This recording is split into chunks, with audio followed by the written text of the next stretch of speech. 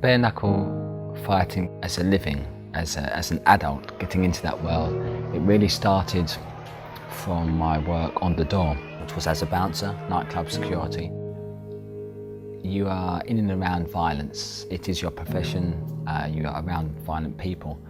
And let's say that some of the people that frequented the clubs I managed were violent individuals. Let's call them what they were.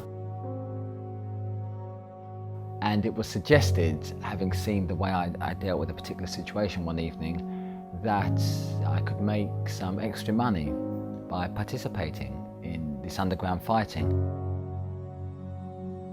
So starting off, of course, completely naive of the trauma it would entail, both physically and mentally. There maybe was a time where I enjoyed fighting. I did actually enjoy that power, or so-called power, that comes from knocking someone out, beating somebody. I've witnessed many people losing consciousness, and it's through being physically struck at my own hands as well as others. It's something that I actually abhor now.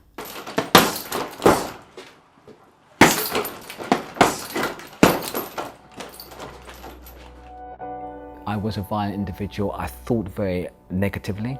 I spoke negatively. I watched negative things. So it had to come out somewhere. It became my identity. So I actually didn't I saw James as a fighter, so I didn't actually almost entertain the thought of doing something different. At the time, it was all just covering fear. I was a fearful individual.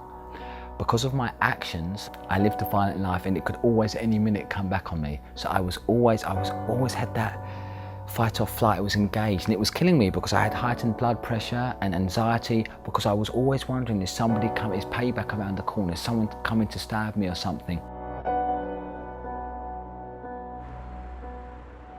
The way I was living and my way of life dramatically influenced my reactions with others.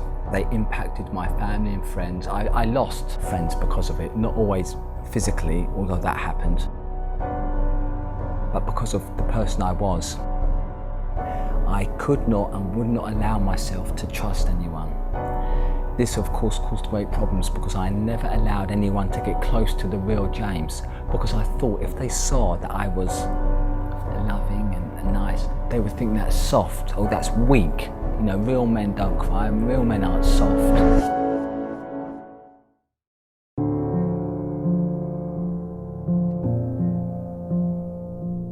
There wasn't a single defining, if you like, epiphany moment. It was a process.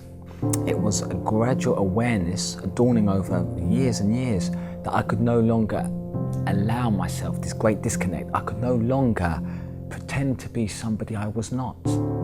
I realised I had to create a new identity for myself, for James Lambert, because James Lambert was not a violent individual.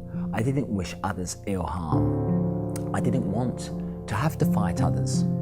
So I embraced my true self, which was a happy person that wanted to help, that wanted to inspire others, that wanted to be happy truly, and wanted to be known and loved for myself.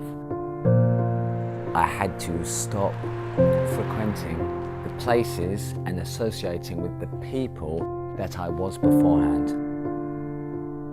I went back to college as an adult. I realised I had to get a qualification to put, if you like, my love or knowledge of fitness into something productive. That's why I got my full-time diploma in personal training and massage. That led me to being a self-employed personal trainer. Many people, as they got to know, like and trust one, they spoke about problems that were important to them, and I realised that I was doing more of what you would call life coaching than physical training.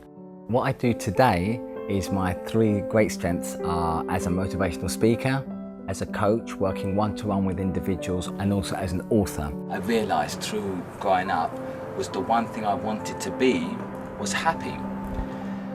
In my motivational talks, I do talk about my story, and I use all of my experiences and challenges in my own life to help them realise that they can do the same. James has so inspired me that I actually use him as an example when I'm teaching to young people and I'm trying to highlight how you can go out there and make things happen and most importantly, how you can change. You know, not many people have done bare knuckle fighting and the like, but they have their own version of those demons, and so he sort of leads the way for us to make similar changes, I think.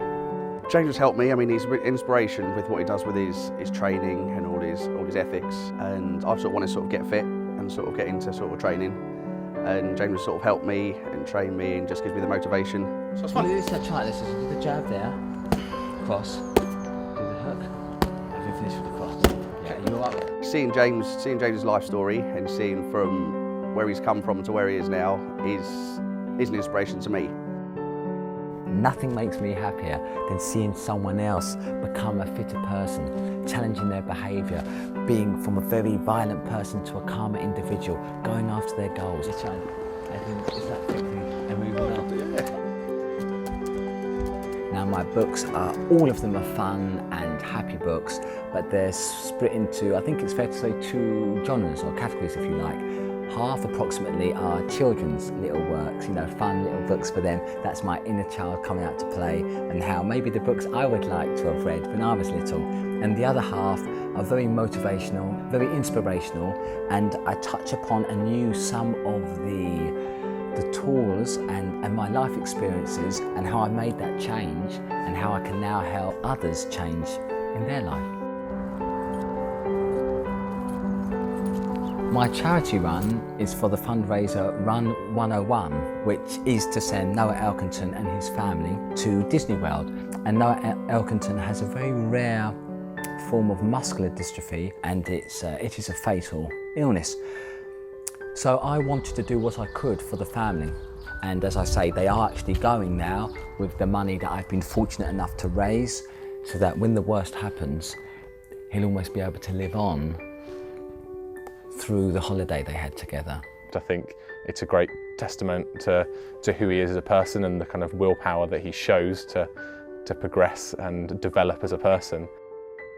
James is a great inspiration and a great role model for all the young people we work with, as well as some of the volunteers as well. He really just pushes himself to give 100%, and you know, that really comes across well for both the adults and the young people that he works with. Fallbacks to the person I used to be. The challenge presents itself daily. This is my life's work.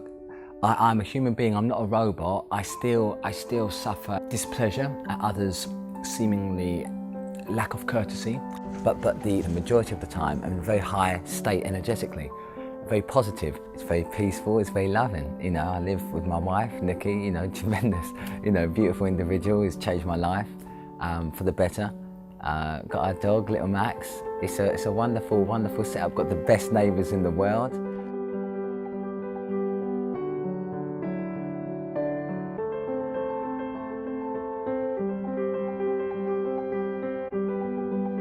I think to sum up, my overall battle was truly with oneself. But in truth, I've come to realise that there's only really the fear of fear itself. And for me, it was actually, I was afraid to be me, I suppose, to be authentically just me.